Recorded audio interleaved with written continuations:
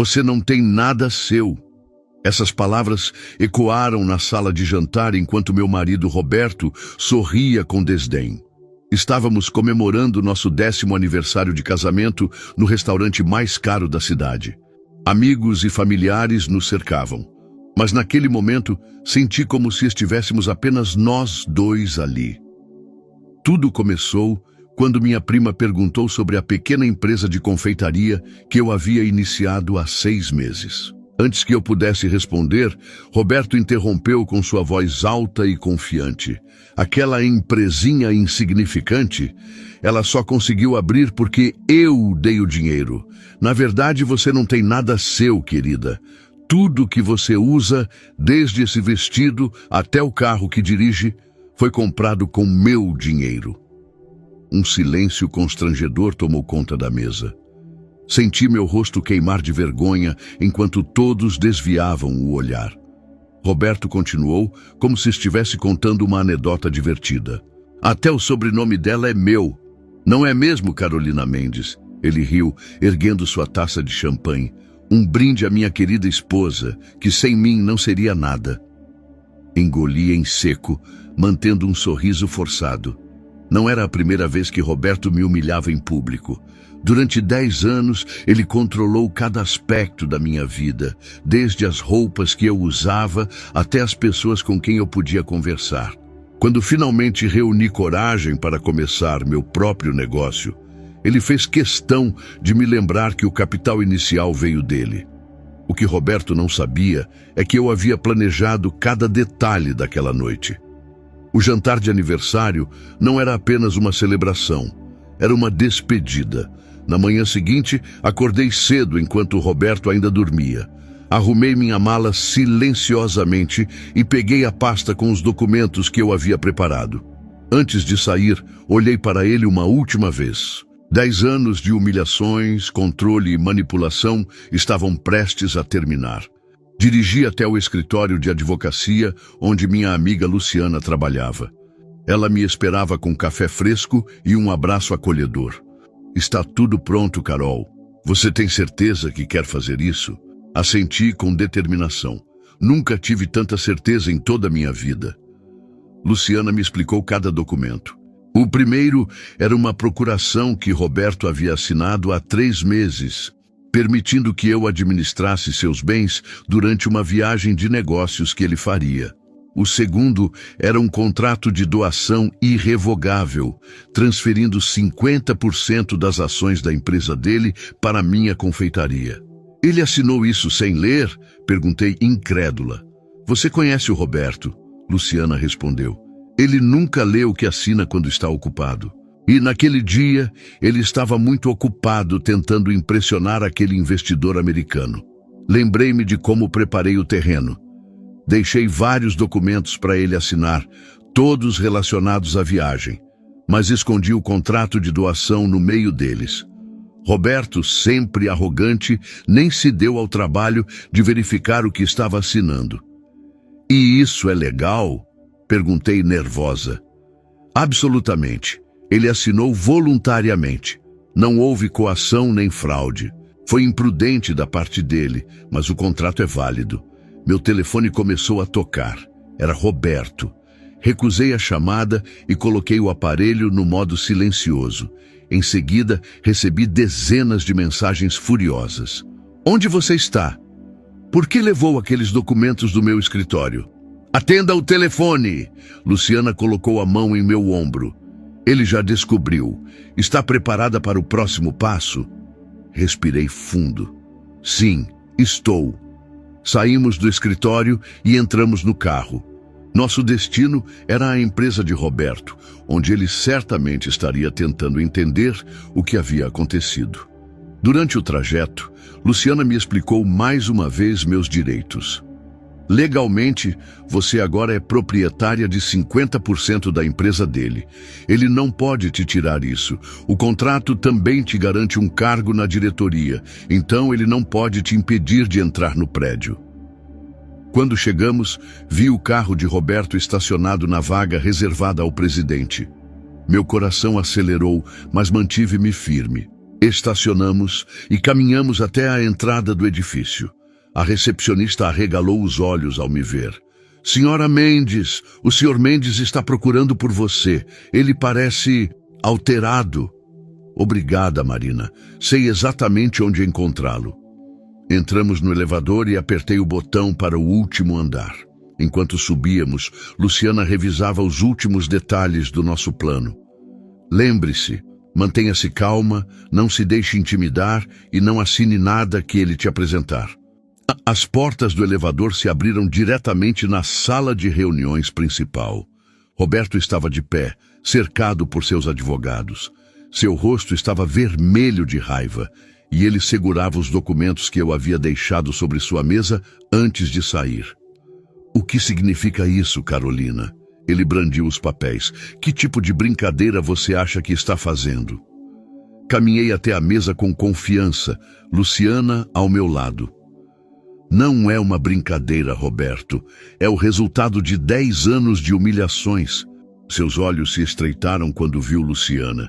E você trouxe uma advogada. Acha mesmo que pode me enfrentar no meu próprio território? Coloquei minha pasta sobre a mesa e tirei uma cópia do contrato de doação com sua assinatura. Este é seu território, tanto quanto é meu agora. Um dos advogados de Roberto pegou o documento e começou a analisá-lo. Sua expressão mudou gradualmente, passando da descrença à preocupação. Roberto, ele disse em voz baixa, isso parece ser legítimo. Sua assinatura está autenticada. Impossível! Roberto gritou, arrancando o documento das mãos do advogado. Eu nunca assinaria isso. Mas você assinou, respondi calmamente.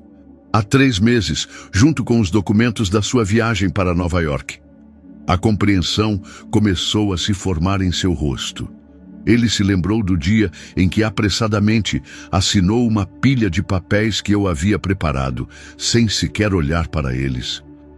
Você me enganou, ele sussurrou incrédulo. Não, Roberto, eu apenas usei suas próprias armas contra você.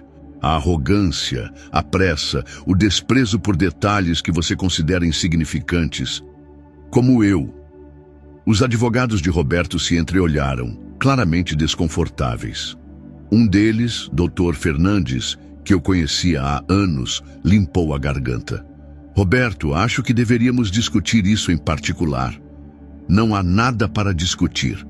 Roberto bateu na mesa, fazendo com que todos se sobressaltassem. Isso não pode ser legal. Ela me enganou. Luciana deu um passo à frente, sua postura profissional e confiante. Sr. Mendes, sua esposa não o enganou. Ela apresentou documentos legítimos para sua assinatura. O fato de você ter escolhido não lê-los não constitui fraude da parte dela. A lei é clara nesse aspecto. Roberto passou a mão pelos cabelos, visivelmente perturbado. Eu nunca o tinha visto assim, perdendo o controle. Por 10 anos, ele sempre foi o que ditava as regras, sempre no comando. Vamos ser práticos, eu continuei. Eu agora possuo 50% desta empresa. Temos 2 opções. Podemos trabalhar juntos civilizadamente ou podemos transformar isso em uma guerra que prejudicará a ambos. O que prefere? Roberto soltou uma risada amarga. Você acha que sabe administrar uma empresa deste porte? Você mal consegue administrar uma confeitaria. Aquelas palavras me atingiram, mas não da forma como ele esperava. Em vez de me sentir diminuída, senti uma onda de determinação surgir dentro de mim. Minha empresinha insignificante, como você a chamou ontem, faturou mais no último trimestre do que sua divisão de marketing no mesmo período. Os olhos dos advogados se arregalaram. Eles não esperavam essa informação. Roberto também pareceu surpreso. Como você sabe disso? Porque enquanto você estava ocupado me menosprezando, eu estava estudando. Fiz um MBA em gestão empresarial nos últimos 2 anos, enquanto você achava que eu estava em aulas de culinária. Analisei cada relatório financeiro que você deixava em casa. Conheço esta empresa tão bem quanto você, talvez até melhor. O silêncio que se seguiu foi ensurdecedor. Roberto me encarava como se estivesse vendo uma estranha. De certa forma, ele estava. A Carolina submissa e insegura que ele conhecia havia desaparecido. Dr. Fernandes pigarreou novamente. Senhor Mendes, sugiro fortemente que consideremos a proposta da senhora Mendes. Uma batalha legal, prolongada, só prejudicaria a reputação da empresa e, consequentemente, seu valor de mercado. Roberto se afundou em sua cadeira, a arrogância dando lugar ao cansaço. O que você quer, Carolina? Dinheiro, é isso? Quanto? Balancei a cabeça. Não quero seu dinheiro, Roberto. Quero respeito. Quero reconhecimento pelo meu trabalho. E quero que você entenda, de uma vez por todas, que eu não sou sua propriedade. Tirei outro documento da minha pasta e o coloquei na mesa. Este é um acordo que redigi com a ajuda da Luciana. Ele estabelece os termos da nossa parceria profissional e também do nosso divórcio. Roberto pegou o documento com mãos trêmulas. Enquanto ele lia, eu continuei. O acordo é justo. Você mantém o controle operacional da empresa, desde que respeite minha posição como acionista e membro do conselho. Teremos reuniões mensais para discutir estratégias e investimentos. Quanto ao nosso casamento, bem, acho que ambos sabemos que acabou há muito tempo. Ele levantou os olhos do papel, seu olhar uma mistura de raiva e algo que eu nunca tinha visto antes. Respeito relutante. Você planejou tudo isso, ele disse, não como uma pergunta, mas como uma constatação. Por quanto tempo? 2 anos, respondi sinceramente. Desde que você me disse na frente dos seus amigos que eu deveria ser grata por você me tirar da pobreza. Aquele foi o momento em que percebi que nossa relação nunca seria de iguais. Ele assentiu lentamente, como se as peças de um quebra-cabeça finalmente se encaixassem. E a confeitaria? Foi parte do plano também? A confeitaria é minha paixão, Roberto. Algo que você nunca entendeu. Mas sim, também foi estratégico. Eu precisava provar para mim mesma que poderia construir algo do zero, mesmo com recursos limitados.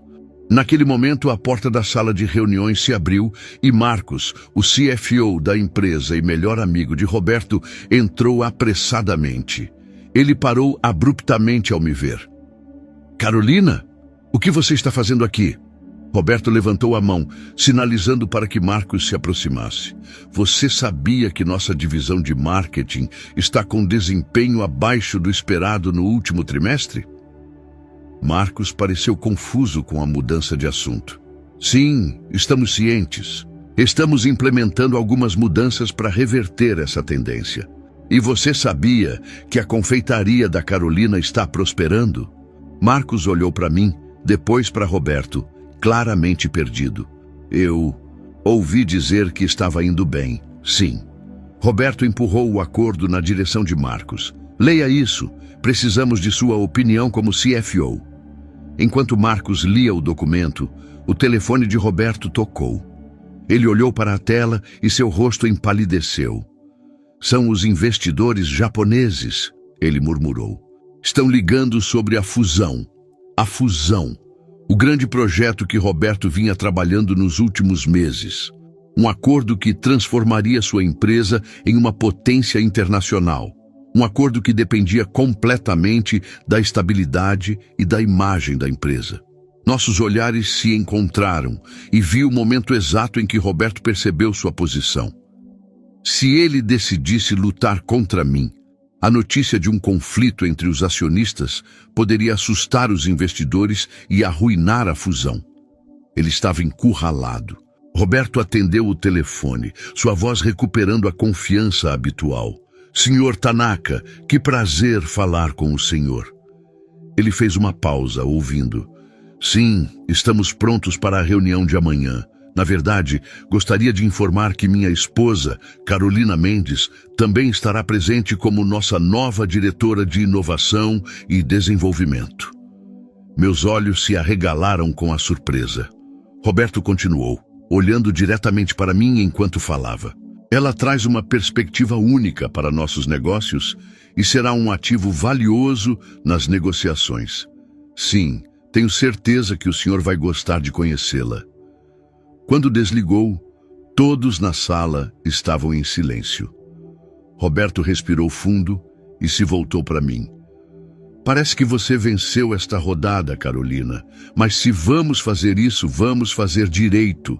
Não quero apenas uma acionista silenciosa. Se você realmente conhece esta empresa tão bem quanto diz, prove. Ajude-me com esta fusão. Luciana me lançou um olhar preocupado. Carol, não precisamos decidir isso agora. Podemos... Aceito, interrompi, mantendo meu olhar fixo em Roberto. Mas com uma condição. Você nunca mais dirá que não tenho nada meu. Porque agora tenho algo que você nunca poderá tirar de mim. Minha independência. Roberto assentiu lentamente. Justo. Então, parceiros. Ele estendeu a mão. Olhei para ela por um momento, lembrando de todas as vezes que aquela mesma mão havia gesticulado com desdém ao falar de meus sonhos. Mas agora era diferente. Era uma oferta de trégua, talvez até de respeito.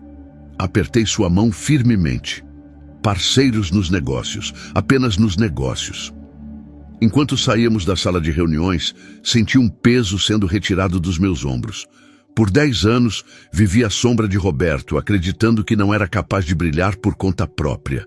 Agora, finalmente, eu tinha a chance de provar meu valor, não apenas para ele, mas principalmente para mim mesma. Na manhã seguinte, acordei no apartamento de Luciana, onde havia passado a noite. Enquanto me arrumava para a reunião com os investidores japoneses, meu telefone não parava de tocar. Mensagens da minha família, dos amigos em comum com Roberto e até mesmo de funcionários da empresa que, de alguma forma, já haviam ficado sabendo da situação. Você realmente tem certeza disso, Carol? Luciana perguntou, enquanto me servia uma xícara de café. Roberto pode estar armando alguma coisa. Ajustei o blazer preto que havia comprado especialmente para ocasiões como esta. Provavelmente está. Mas não tenho escolha. Se quero ser respeitada como sócia, preciso mostrar que posso agregar valor desde o primeiro dia. O motorista que Roberto enviou chegou pontualmente às 8h30. No caminho para o hotel onde a reunião aconteceria, revisei mentalmente tudo o que sabia sobre a Takeshi Corporation e seus interesses no Brasil. Havia estudado o plano de fusão nas últimas semanas, vasculhando documentos que Roberto deixava em seu escritório em casa. Quando cheguei ao luxuoso hotel no centro de São Paulo, Roberto já estava no saguão, conversando com Marcos e outros 2 executivos. Ele ergueu as sobrancelhas ao me ver, claramente surpreso com minha aparência profissional. Pontual, ele comentou consultando o relógio. Os japoneses valorizam isso. Eu sei, respondi calmamente.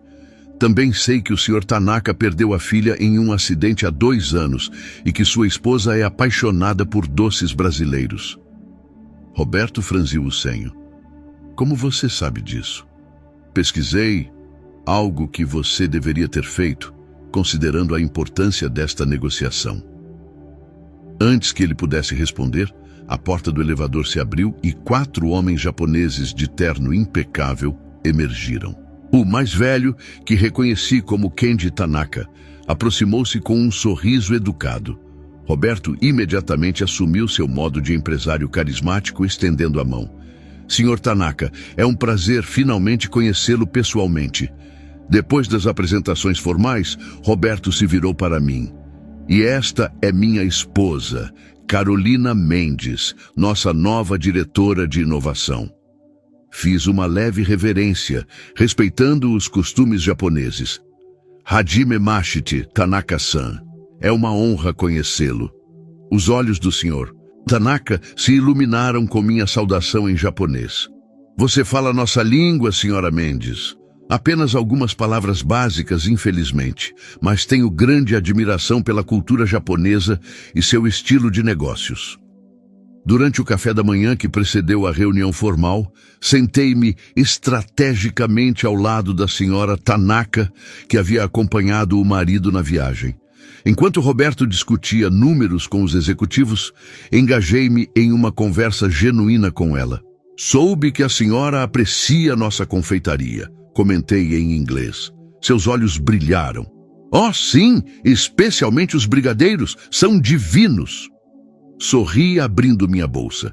Eu trouxe algo especial para a senhora. Entreguei-lhe uma pequena caixa elegante. São brigadeiros da minha confeitaria, com um toque especial de matcha, uma fusão entre Brasil e Japão. A senhora Tanaka pareceu encantada e seu marido observou nossa interação com interesse. Percebi que Roberto também estava atento, seu olhar oscilando entre surpresa e algo que parecia admiração. A reunião formal começou no salão de conferências do hotel. Enquanto Roberto apresentava os números e projeções financeiras, notei que o Sr. Tanaka parecia educadamente entediado. Quando chegou minha vez de falar sobre inovação, decidi mudar a abordagem. A Takeshi Corporation tem uma tradição de honrar o passado enquanto abraça o futuro. Comecei fazendo referência à filosofia empresarial que havia pesquisado. Nossa proposta de fusão busca exatamente isso: unir a tradição e a solidez da sua empresa com nossa visão inovadora para o mercado brasileiro. Em vez de me ater apenas aos números, falei sobre pessoas. Expliquei como a fusão beneficiaria os funcionários de ambas as empresas, como poderíamos criar um ambiente de trabalho que respeitasse tanto os valores japoneses quanto os brasileiros. E, se me permite, uma sugestão pessoal, acrescentei, olhando diretamente para o Sr. Tanaka. Poderíamos criar uma fundação em nome de sua filha, focada em segurança no trânsito e prevenção de acidentes.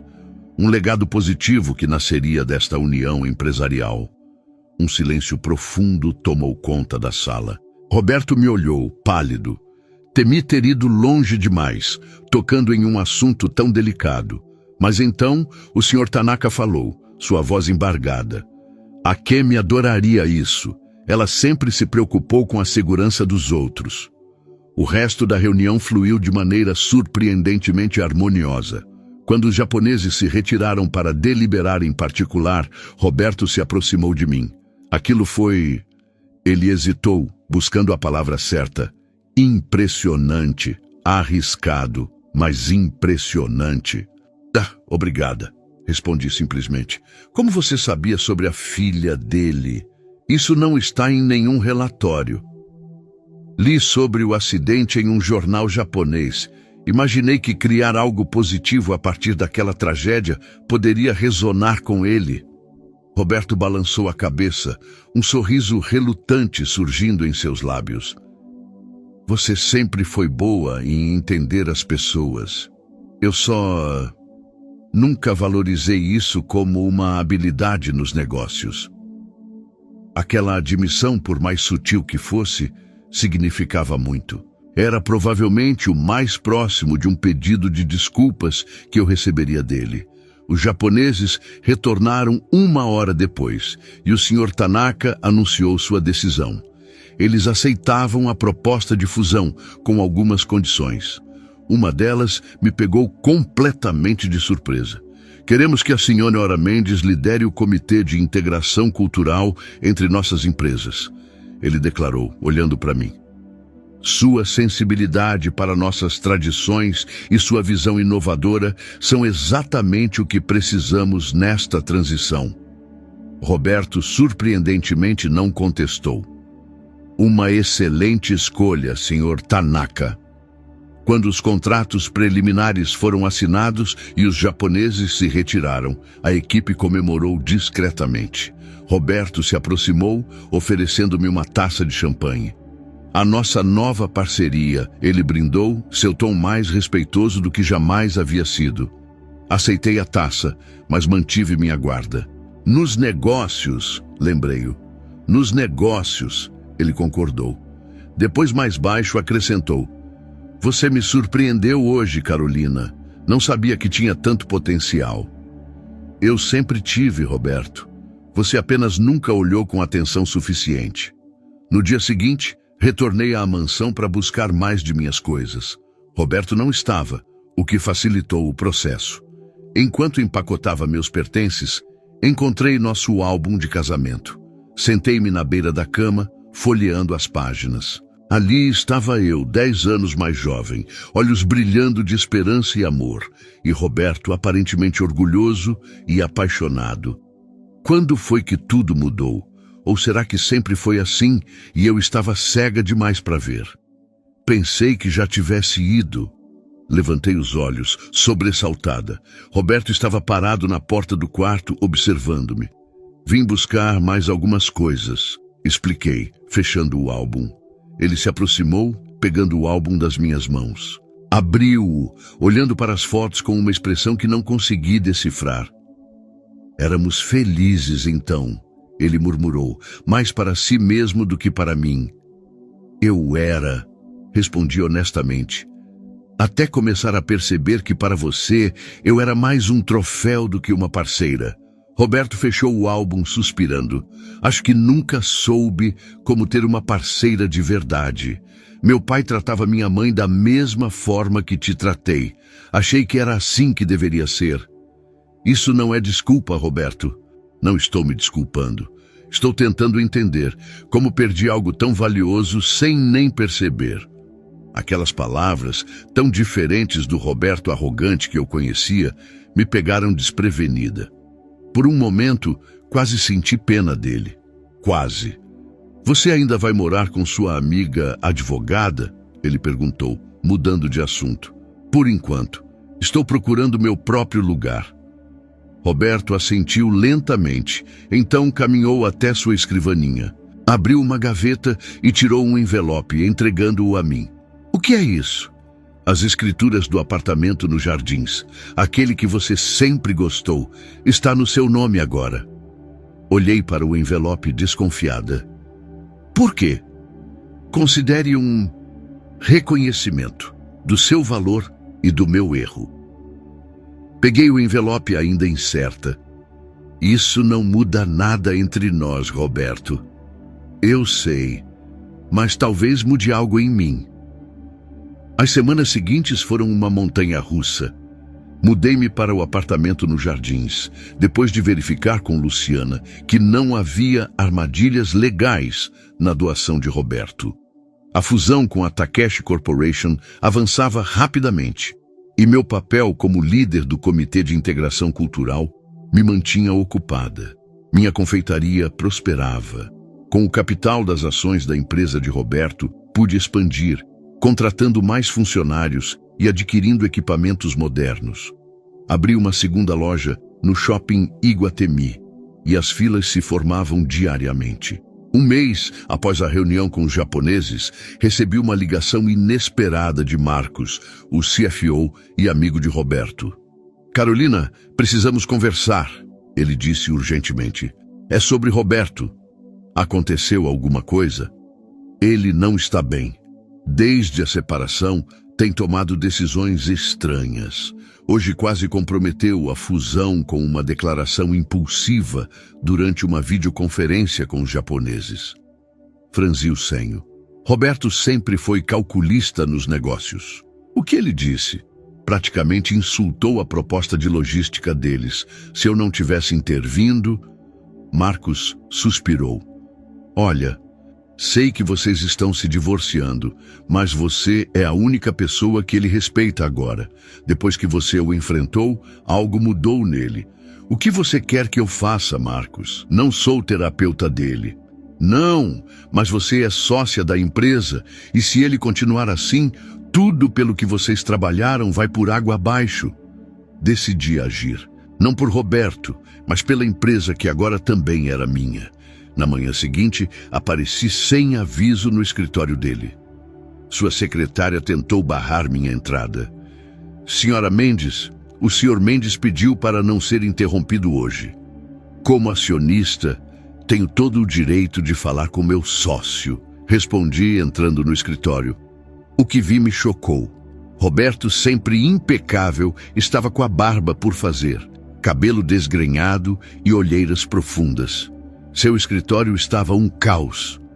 Carolina, o que faz aqui? Vim ver o que está acontecendo com você. Marcos me contou sobre a videoconferência. Roberto revirou os olhos. Marcos deveria se preocupar com as finanças, não comigo. Ele está preocupado com as finanças, e com razão, pelo que estou vendo.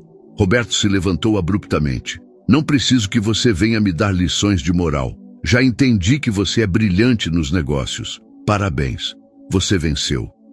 Isso não é uma competição, Roberto. Nunca foi.